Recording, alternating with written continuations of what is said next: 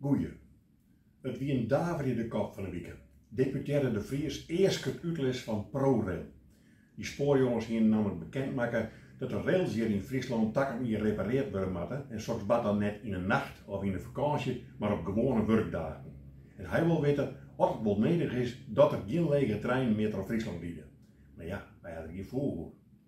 Ik eerst de uitles van deputeerde de Vries hoe dat de hele provincie vol zit met gele borden die het onjouwen dat je omrijden moeten, omdat er eeuwig en altijd omgeriend wordt onder dieken.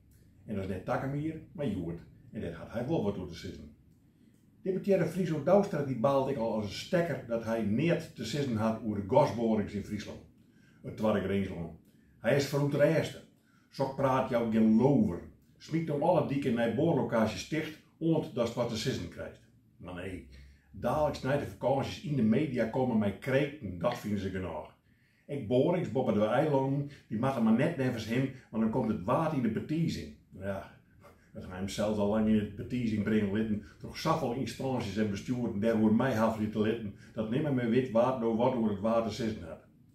En dan kan je de meest gekke situaties krijgen. De ene dag staat er in de media dat er een rif bij Moddergot naar Delft verhoezet, want dan kunnen de studenten daaruit zitten dat er wat meer leven in krijgen kunnen.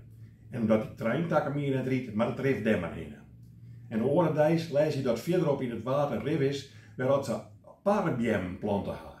En er blijkt nou een hele rijkdom om libben in te zitten. Zoveel vis had hem vastbieten in die oude parden, dat ze oude visjes vreden zullen om weer te beginnen. Zo'n de media noem ik eens één keer onze roppende politicus vreden willen wanneer en wat hij dwaan zal en ken, voordat ze haar een domme geraas opnemen.